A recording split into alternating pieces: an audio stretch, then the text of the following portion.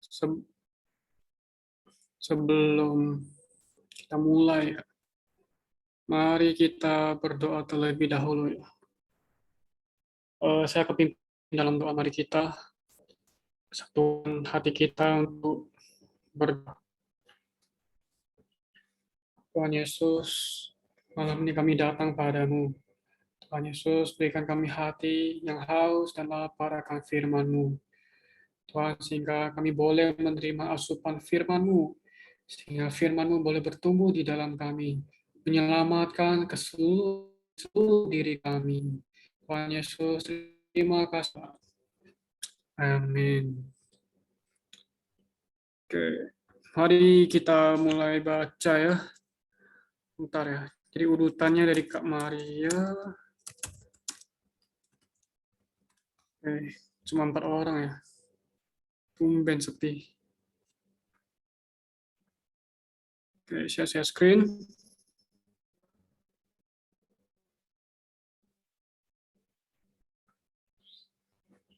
Oke, kita sudah memasuki kitab Yakobus. Nah, Yakobus ini ya intinya ada 2 poin ya. Yang pertama ya nggak terlalu banyak yang mengenai pendahuluan ya kepada 12 suku ya, suku ya Israel yang di perantauan. Nah, jadi kebanyakan kitab Yakobus itu menekankan kebajikan, praktek Kristiani yang sempurna. Jadi kitab ini sebenarnya adalah kitab penyeimbang ya. Kalau kita baca pokoknya adalah praktek Kristiani yang sempurna. Jadi kalau kita baca banyak sekali tulisan surat-surat Paulus, Paulus kan banyak sekali menekankan mengenai wahyu yang lumayan tinggi ya. Nah, kalau di sini lebih banyak praktek ya, praktek yang sempurna seperti apa. Jadi kitab ini adalah penyeimbang, jadi kita nggak cuma hanya tahu um, wahyu yang tinggi saja, tapi kita juga perlu punya praktek. Tapi sebaliknya kita nggak cuma tahu praktek saja, kita juga harus tahu wahyu. Kita harus tahu ekonomi Allah. Nah, jadi kita perlu kitab ini sebagai pelengkap ya, penyeimbang ya. Kemarin kita sudah baca ya mengenai menanggung percobaan dengan iman, terus juga menolak godaan. Nanti kita tadi kemarin juga sudah dibahas ya apa bedanya diuji dengan dicoba ya. Jadi beda ya. Diuji ya dari Allah, bisa dari Allah. Kalau digoda, dicobai ya dari iblis ya. Kita mulai baca ya Yakobus pasal 1 ayat 19 sampai pasal 2 ayat 13. Mari kita baca sesuai dengan urutannya. Oke, bisa mulai dari Kak Maria dulu.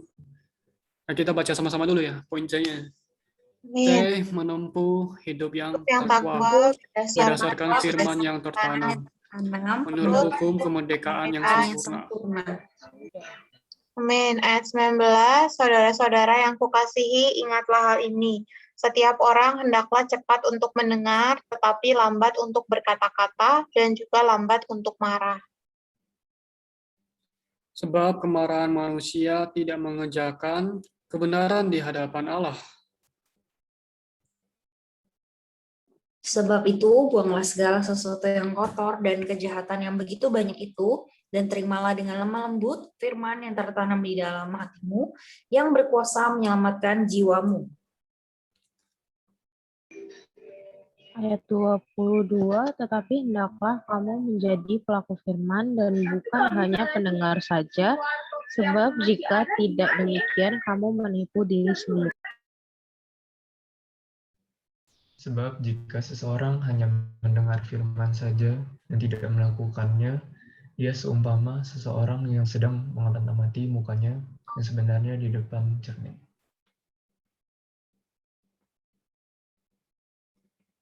Aku ya. 24, ia memandang dirinya lalu pergi dan segera lupa bagaimana rupanya. 5, tetapi siapa yang meneliti hukum yang sempurna, yaitu hukum yang memerdekakan orang, dan bertekun di dalamnya. Jadi bukan hanya mendengar lalu melupakannya. tetapi sungguh-sungguh melakukannya. Ia akan berbahagia oleh perbuatannya. Amin. Jikalau seorang menganggap dirinya beribadah, tapi tidak mengekang lidahnya, ia menipu dirinya sendiri, maka sia-sialah ibadahnya.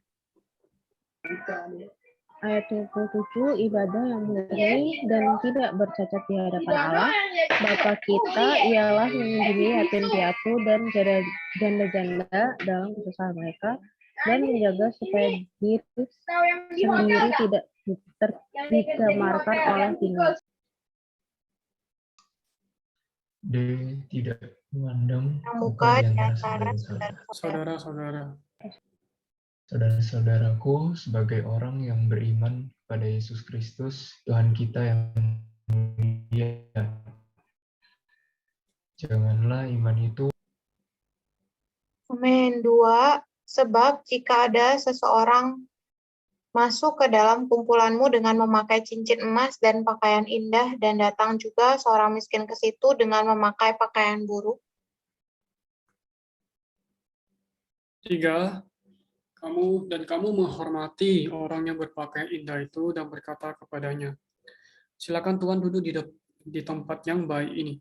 Sedang kepada orang yang miskin itu kamu berkata, berdirilah di sana, atau duduklah di lantai ini, dekat tumpuan kakiku. 4. Bukankah kamu telah membuat pembedaan di dalam hatimu dan bertindak sebagai hakim dengan pikiran? Ayat 5, dengarkanlah saudara-saudara yang kukasihi, bukankah Allah memilih orang-orang yang dianggap miskin oleh dunia ini untuk menjadi kaya dalam iman dan menjadi ahli waris kerajaan yang telah dijadikan kepada orang-orang yang mengasihi. Tetapi kamu telah menghina orang-orang miskin. Bukankah justru orang-orang kaya yang menindas dan menyeret kamu ke pengadilan? Bukankah mereka yang menghujat nama yang mulia yang olehnya kamu menjadi milik Allah? 8. Akan tetapi, jikalau kamu menjalankan hukum utama yang tertulis dalam kitab suci, kasihilah sesamamu manusia seperti dirimu sendiri. Kamu berbuat baik.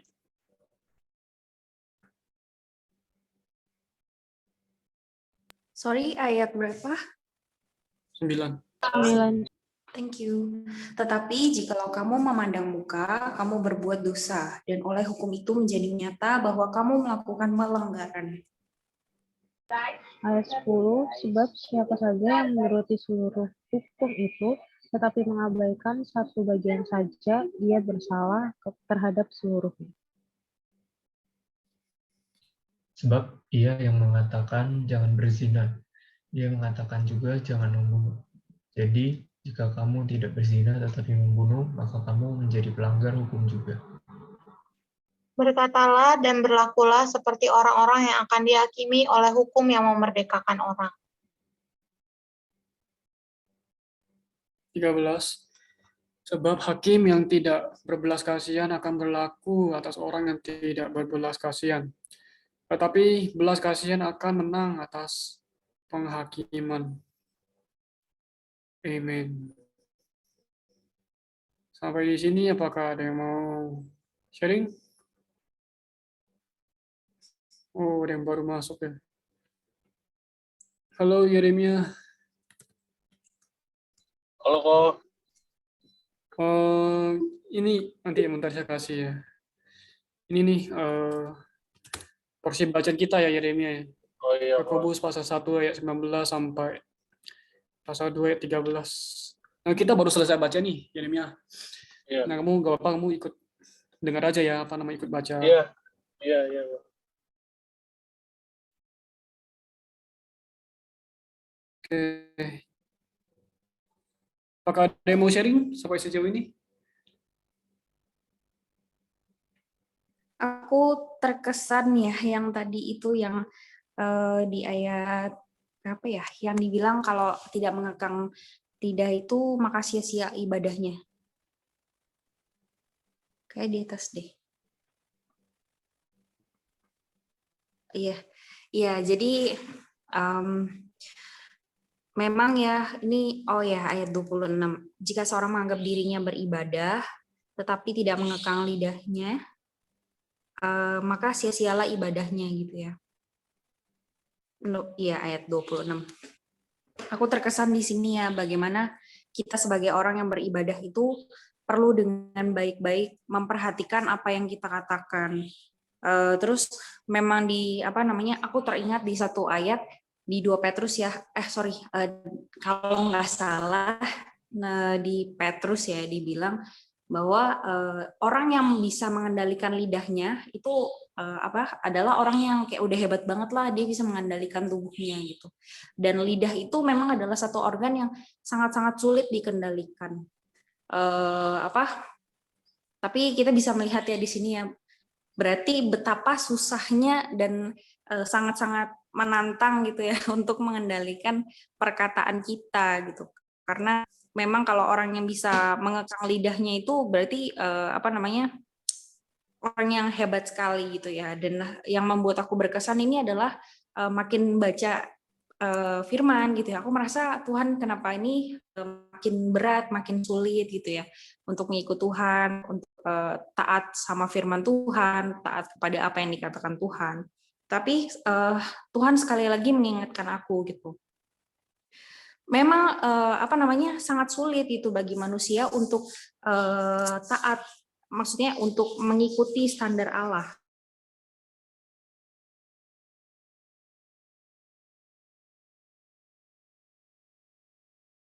Karena dia kan adalah Allah ya, dia adalah Allah dan kita sendiri adalah manusia. Jadi intinya bagaimana dong solusinya, apa yang harus kita lakukan untuk mengikuti standar Tuhan begitu tinggi, sedangkan manusia begitu terbatas. Jalannya adalah ya kita datang kepada Tuhan. Karena sulit, itulah kenapa kita butuh Tuhan. Jadi bukan menggunakan kekuatan kita, tetapi menggunakan kekuatan dan kekuasaan Tuhan oleh belas kasih dan juga kasih karunia-Nya. Jadi bagaimana supaya kita bisa melakukan segala yang Tuhan suruh, yang Tuhan ingin kita lakukan. Ya dengan datang gitu ya, berdoa, Tuhan aku nggak mampu, tapi aku tahu Dikau yang mampu. Jadi kita bukan mengandalkan kekuatan, usaha kita gitu ya untuk berusaha, maksudnya sampai nggak masuk akal gitu ya dengan kuasa sendiri gitu. Aku pasti bisa gitu ya. Tapi kita berpegang satu sisi kita berusaha sebisa mungkin, tetapi kita juga bersandar kepada Tuhan. Jadi bukan dengan kekuatan kita sendiri, melainkan dengan kekuatan Tuhan. Amin. Amin. Thank you, Martha. Apakah ada lagi yang mau sharing dari pembacaan hari ini?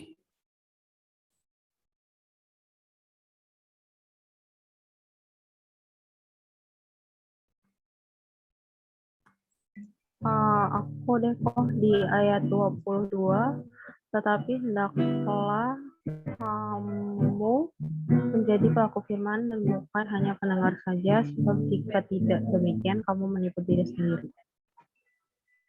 Udah itu aja sih, thank you.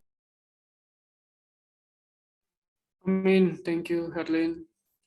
Apakah ada lagi? Amin, aku menikmati di ayat 23 ya. Dikatakan sebab itu buanglah segala sesuatu yang kotor dan kejahatan yang begitu banyak itu dan terimalah dengan lemah lembut firman yang tertanam di dalam hatimu yang berkuasa menyelamatkan jiwamu.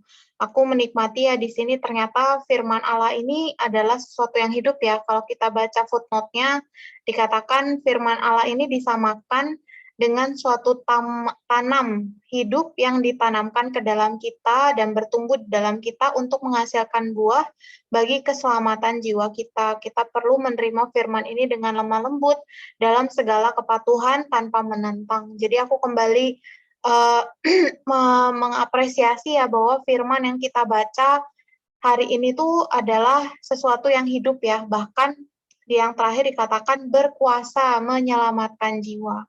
Artinya firman ini benar-benar adalah Allah ya. Kalau di Yohanes 1 ayat 1 mengatakan pada mulanya adalah firman, firman itu bersama-sama dengan Allah, dan firman itu adalah Allah. Jadi ketika kita datang kepada firman, kita datang kepada Allah.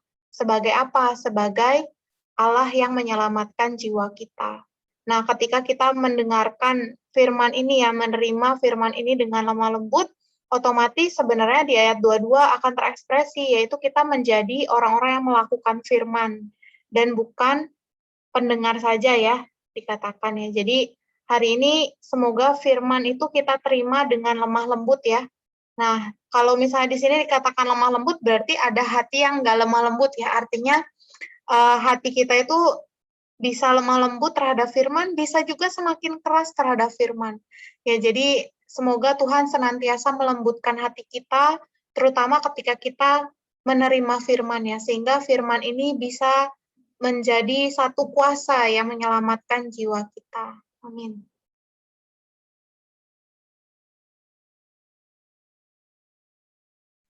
Amin. Thank you, Kak Maria. Ada lagi? Excel mungkin?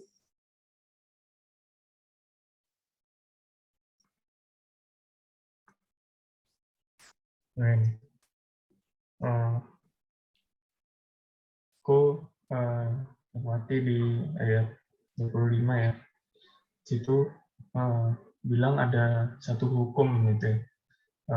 Hukum yang merdekakan orang. Gitu. Ya di sini catatannya bilang ini adalah hukum hayat gitu ya. Ya saat kita diselamatkan ya hukum hayat ini tuh ya sudah ada di dalam kita ya, salurkan dalam kita. Gitu. Ya hari ini ya melalui hukum hayat ini ya, beroperasi di dalam kita ya, ya apa ya Kristus menyalurkan hayatnya itu dalam kita ya, sehingga kita bisa menempuh hidup yang ekspresikan gambar Allah. Amin. Hari ini ya kembali mengingatkan aku juga ya perlu beriman gitu karena sudah ada hukum hayat ini dalam aku ya percaya bahwa ya Tuhan terus bekerja gitu ya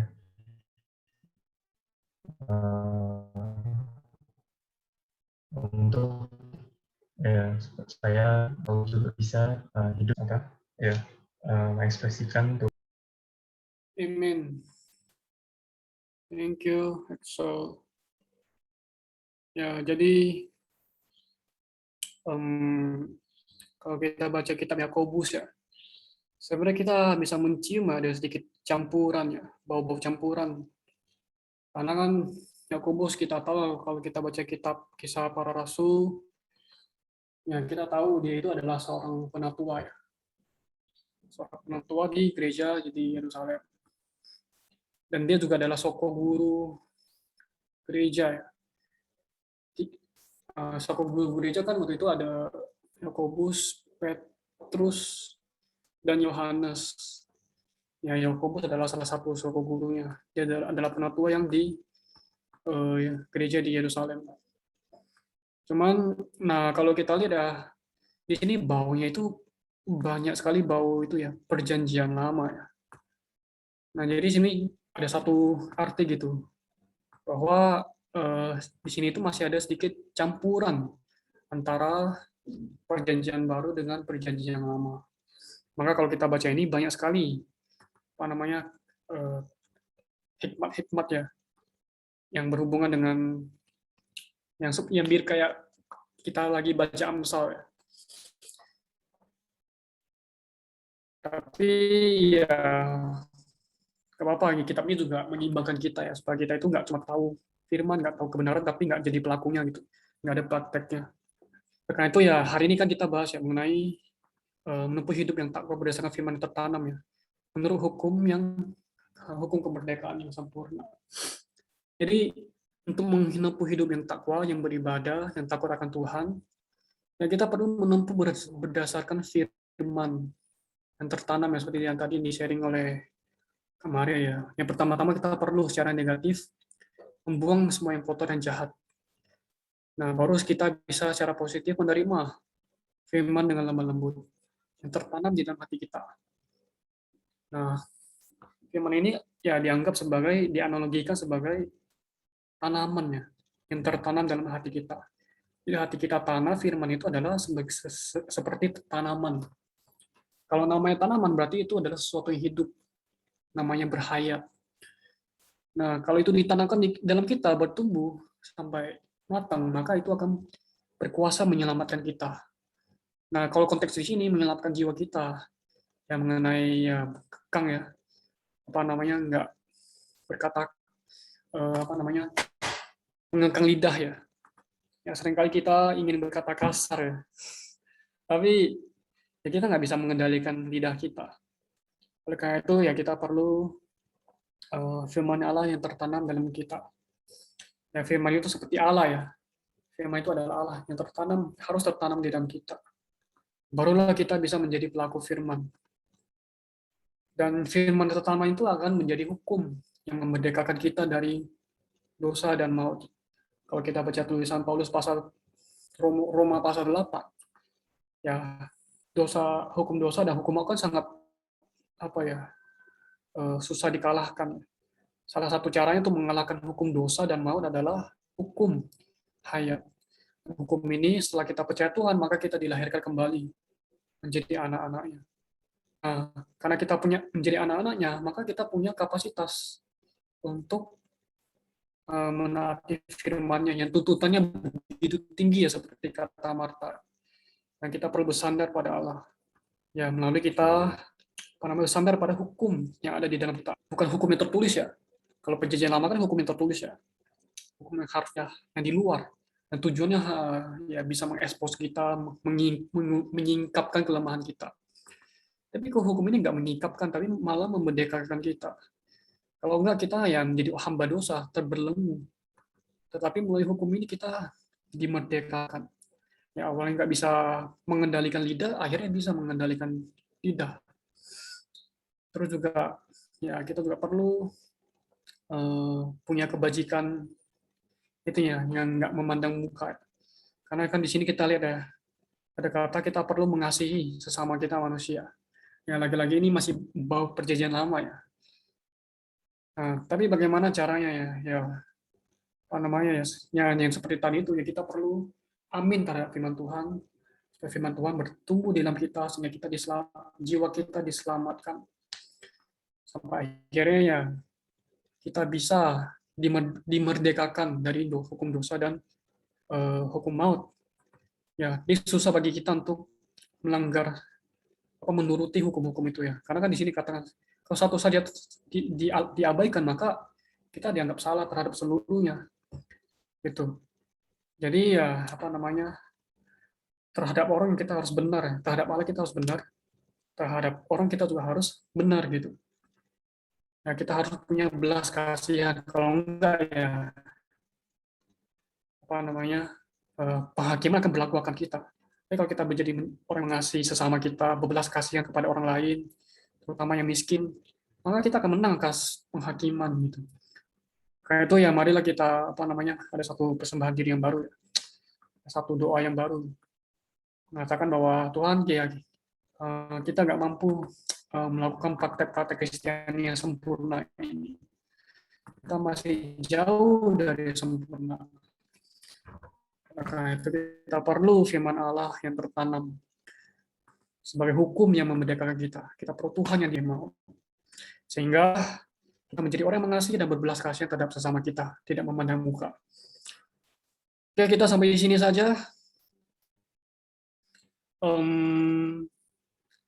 Bentar.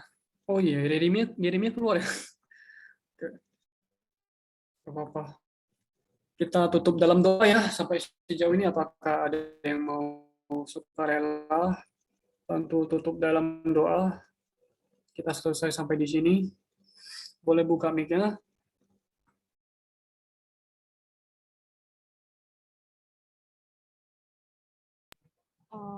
Ya udah, aku yang menutup doa. Halo? Oh, oke. Mari teman-teman kita bersatu dalam doa. Tuhan, terima kasih Tuhan atas berkat-Mu hari ini ya Bapak. Engkau telah memberikan waktu untuk kami membaca firman bersama ya Bapak. Tuhan, kiranya firman-Mu yang telah kami baca ini bisa kalau bisa tertanam di dalam hati kami, merema juga ya Bapak, semoga bisa menjadi dalam kehidupan kami ya Bapak. Tuhan berkati Cimaria, Ko Evi, Cimarta, dan Kakak juga ya Bapak, serta teman-teman kami yang belum bisa hadir ya Bapak, berkati kesehatan mereka, kemudian pelayanan mereka, kuliah dan pekerjaan mereka, dan segala sesuatu apapun yang mereka lakukan hanya untuk memuliakan nama-Mu saja ya Bapak. Terima kasih Tuhan Yesus dan Tuhan Yesus. Haleluya. Amin. Amen. Thank you, Herli.